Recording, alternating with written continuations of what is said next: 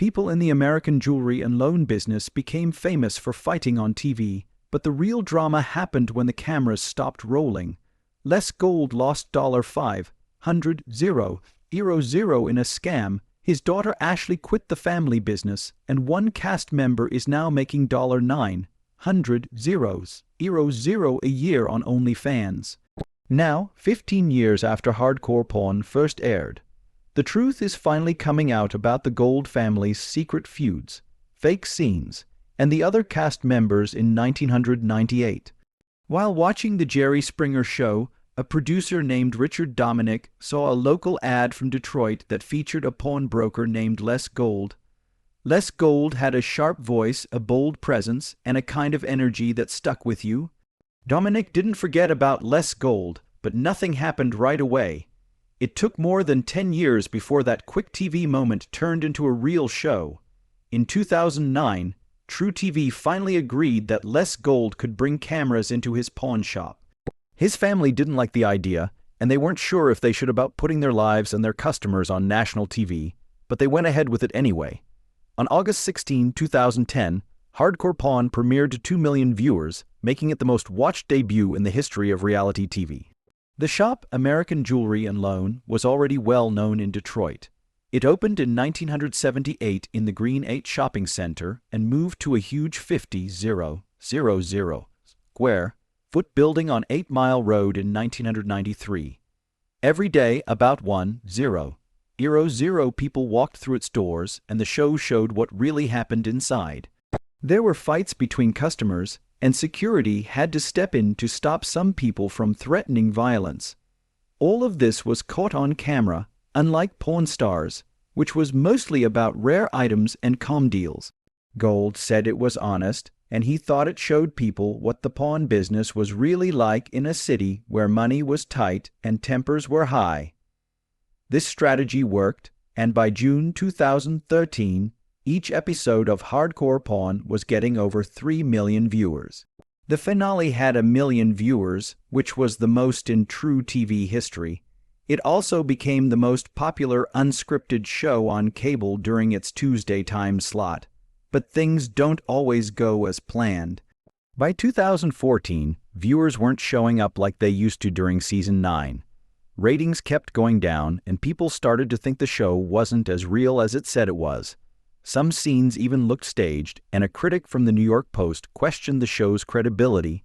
Rich Pyle, one of the most recognizable faces in the shop, left to host a new show called Meltdown on National Geographic. His departure made it seem like the show was falling apart even more. Behind the scenes, True TV was already planning a big change. In May 2013, Chris Lynn became the network's new president. He thought the channel had become too focused on conflict and wanted something lighter. In April 2014, he announced a total rebranding with a new focus on comedy, which wasn't really possible. By October 2014, True TV started a campaign called Way More Fun and temporarily changed its name to True TV. Serious reality shows didn't fit with that plan, so after the show ended, all of the cast members went their separate ways. In 2021, while many businesses were still struggling after the pandemic, Les Gold opened 3 new pawn shops in Southgate, Lincoln Park, and Hazel Park. This wasn't a sudden move. Les had been planning this move for a while. He had already said he wanted to expand beyond Detroit's 8 Mile Road. The plan was ready, and the timing was perfect. Commercial real estate prices had dropped to their lowest level in decades, and property owners were eager to sign deals. The negotiations for the Southgate and Lincoln Park deals were the hardest. They went on for months. Les didn't send someone else to handle them. He stepped in and closed the deals himself with help from his son Seth. He used the family's TV fame to get developers strong lease terms. People wanted well-known names to draw people in, so Les gave them that. The new stores followed the same model as the original 50,000 square foot Detroit shop. They focused on direct negotiation with customers. This was the same strategy that made Hardcore Pawn a hit on True TV. Together, the stores created nearly 200 jobs in Wayne County. Years before that, in late 2016, Les did something unexpected. He went on the cooking show Chopped on Food Network. No one thought a pawnbroker would be able to handle a high-stakes cooking challenge, but Les did it. As a child in Detroit, where his parents worked long hours at his grandfather's pawn shop, so he cooked meals on his own. He didn't just make simple meals, though.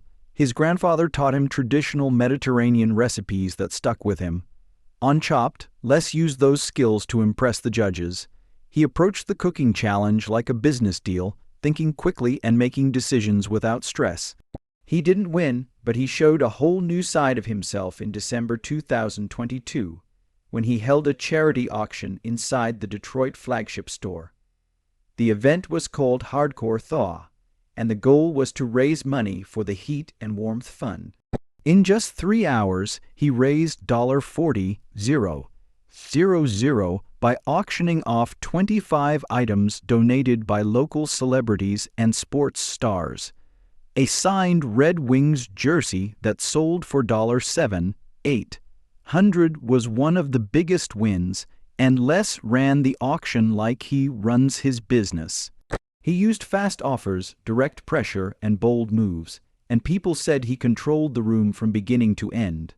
When the total hit $35,000, Les added the last $5,000 himself, without making an announcement or drawing attention to himself. Seth Gold didn't just join American Jewelry and Loan in 2009 because it was in the family. He made it clear that this wasn't just about money. It was about helping people get through the cold Michigan winter. The bankruptcy rumor came from a 2018 story about a bad business deal in which Les had lost $500,000. That didn't ruin him, though, as by 2025, his net worth had stayed the same at $5 million. The pawn shops were still open, and his book, For What It's Worth, had reached number 4 on the New York Times bestseller list.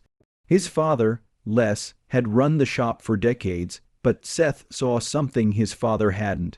The business didn't have an online presence at a time when everything was going digital. Seth decided to fix this problem by starting their first e-commerce platform. At the time, it was a risky move because most pawn shops were still only interested in walk-in customers. But Seth believed in the idea, and it paid off over time. By 2018, 30% of the business's income came from online sales. That change didn't just bring in money, it also changed how the store worked. The physical location was only open 9 hours a day, but the online store never closed. The growth gave them momentum, and they opened new locations in Hazel Park and Pontiac. The company was now on track for 20% annual growth, and their total revenue hit $5 to $10 million, which was a huge jump for a pawn shop in Detroit. But Seth didn't stop there. On July 17, 2013, he was named National Pawnbroker of the Year at the Pawn Expo in Las Vegas.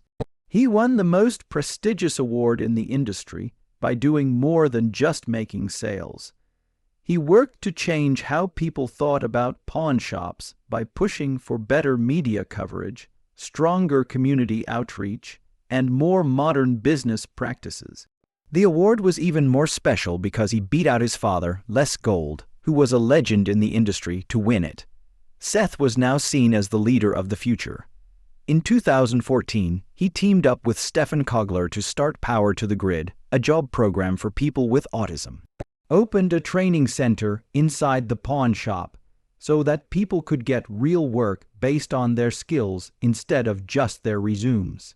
One of the first people hired was Michael Sancho, who had a degree from Western Michigan University and was very good at photography and Photoshop, but couldn't find steady work. Seth gave him a chance, and his work helped them improve their online listings. That wasn't charity, it was smart business, as Seth made it clear. These employees weren't just doing good work. As the business grew in late 2018, Seth began to plan a new venture, a second store in Detroit. This one would be different. It would focus on high-end items like watches and jewelry. The first store on 8 Mile mostly served unbanked customers, and Seth wanted to reach a different audience. He had studied the store's sales data and seen that silver and diamonds were now selling 3 times more than gold, indicating a clear demand. This same focus on modern tools led to another step. In 2019, Seth launched Fast Pawn in partnership with Pawnmate Inc. Customers could renew loans or make payments without going to the store. This made the process faster and easier, and it also fit with Seth's bigger goal, which was to bring the pawn industry into the future without losing what made it work in the first place. Ashley Gold was on Hardcore Pawn from the start. The show started on August 16, 2010, and ended on April 6, 2015, with 9 seasons and 162 episodes. Ashley worked at American Jewelry and Loan with her father Les and brother Seth. Viewers thought it was a crazy, fast-paced business on 8 Mile Road in Detroit. But for Ashley, it turned out to be something else. By 2015, she had reached her breaking point. Every day felt the same. She would wake up, put on the same black sweater, jeans, and shoes, and go through the same routine. In an interview from 2016, she called it her Groundhog Day moment when she realized her health was getting worse and her family life was falling apart. But she wasn't sure she wasn't. There was always tension between Ashley and Les on the show. They fought all the time. Things were even worse behind the scenes. Seth had his own ideas about how to market Les, while Les stuck to tradition. Ashley was stuck in the middle, and every fight became part of the show over time. By early 2015, she knew she couldn't stay. Leaving wasn't easy. This was her family's business. But Ashley wanted more than to be known as Les Gold's daughter. She wanted a life. Later that same year, in 2015, she opened Hand Chick Shopping, an online store that sold new jewelry that she hand-picked. She traveled all over the country to find the newest styles, and her shop always had about 500 items in stock. Prices ranged from $15 costume jewelry to fine jewelry worth up to $300. In interviews, she said that people trusted her taste because she dressed celebrities, and she made sure that her store kept growing.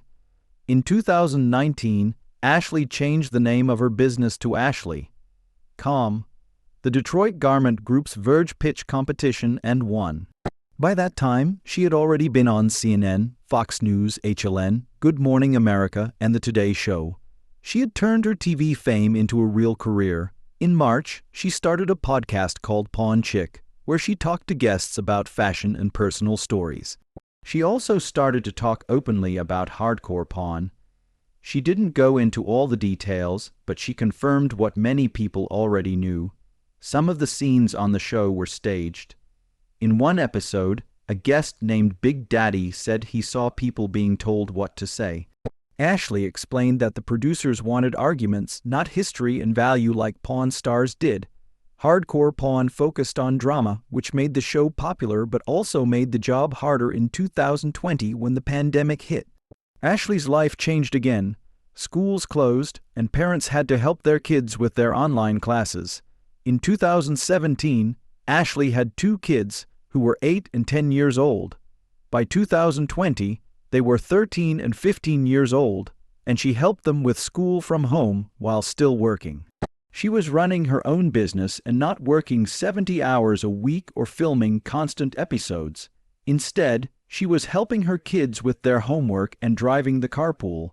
She had made a life for herself that gave her time for her family. Rich Pyle worked at American Jewelry and Loan in Detroit for 25 years. He started when he was young and stayed with the company as it grew.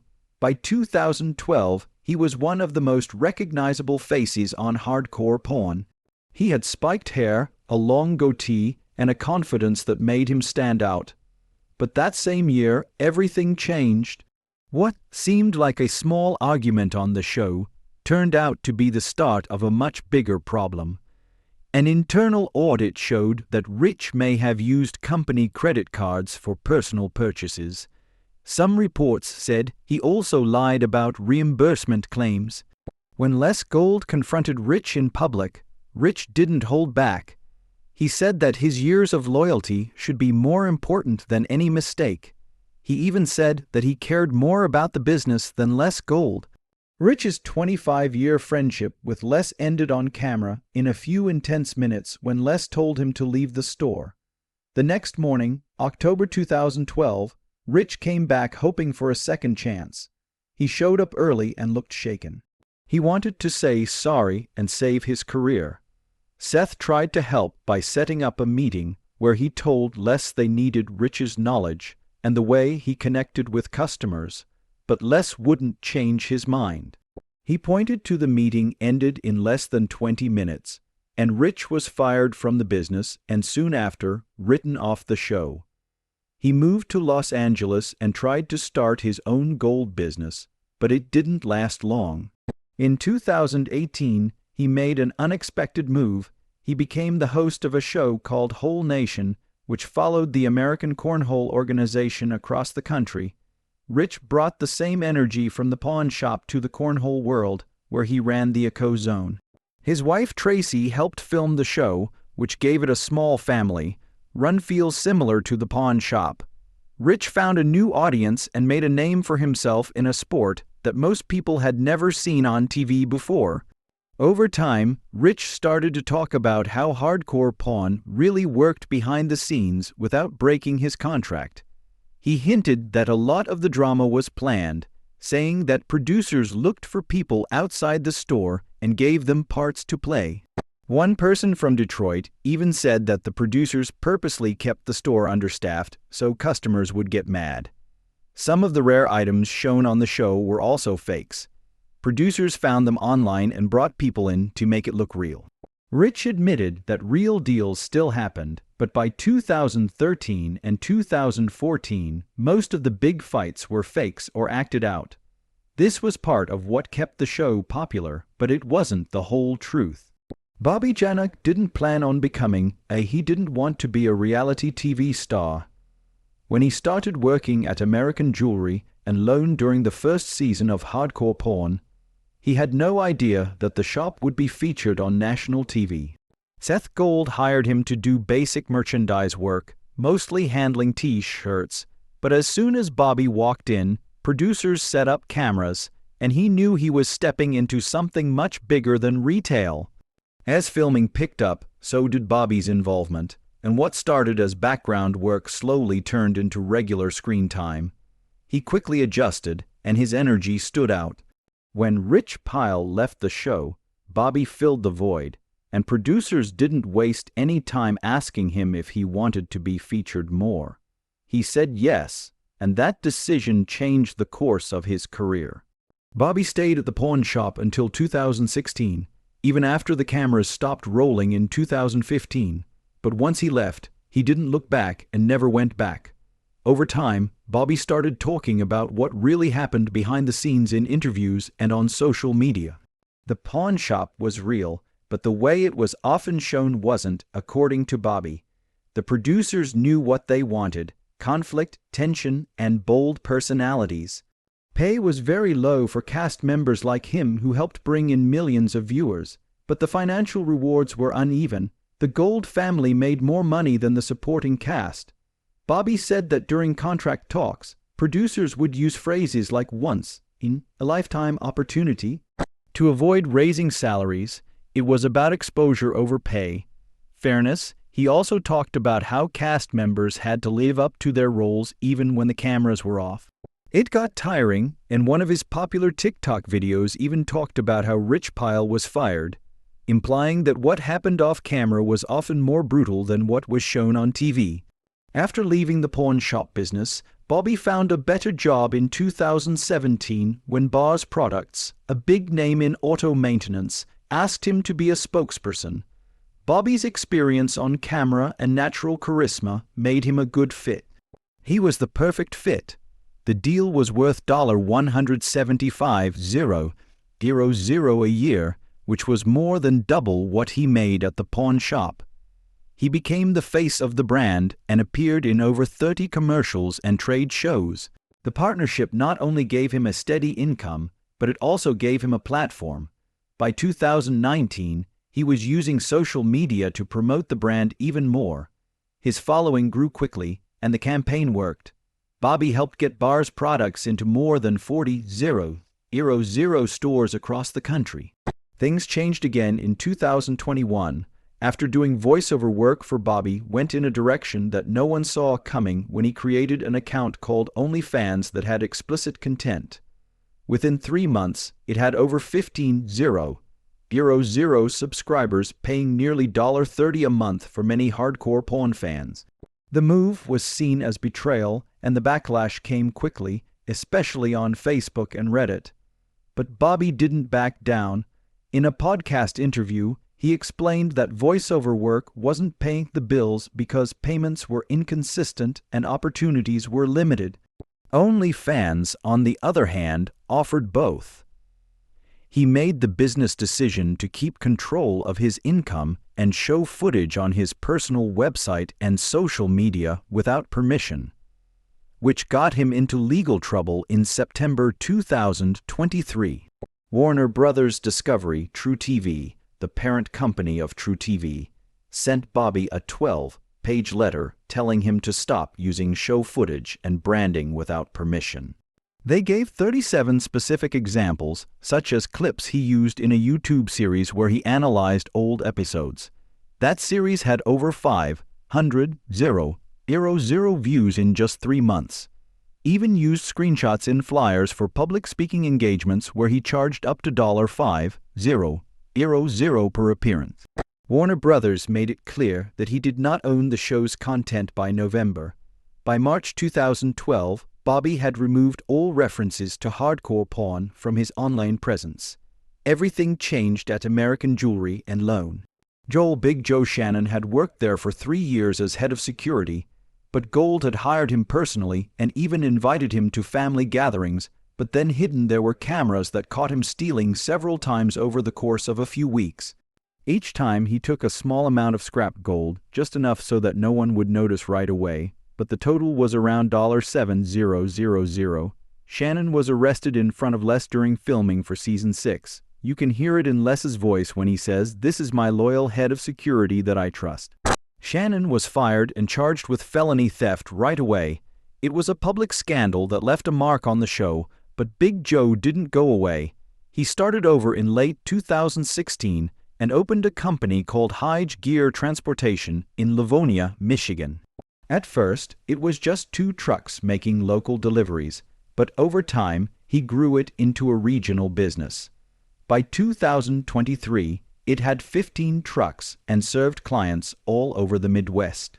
Even after everything that happened, Shannon stayed connected to the Gold family in a small way. By 2019, Seth Gold hired Hyge Gear to do deliveries between stores.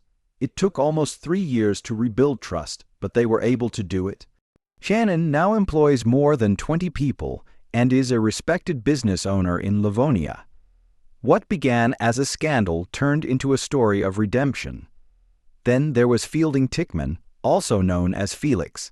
He was a fan favorite because he was always ready to step in and calm when things went wrong. But in early 2015, he disappeared from the show without a word. Behind the scenes, there was Felix asked for a raise because his role was growing and he was becoming more popular. But the production company said no. Things got tense when Tickman walked off the set while filming in February 2015, causing chaos for the crew and no plan to replace him that quickly. He later hired a lawyer to try to reopen negotiations, but the show had already moved on to new security staff and the producers weren't looking back. By 2016, Tickman had moved to Austin, Texas, and he turned down the offer. He avoided interviews and the spotlight because he wanted to leave that part of his life behind, and he did. These weren't just scenes from a reality show, they were real people with real problems. Behind the scripted drama and tension, these stories showed what happened when things got too real to hide.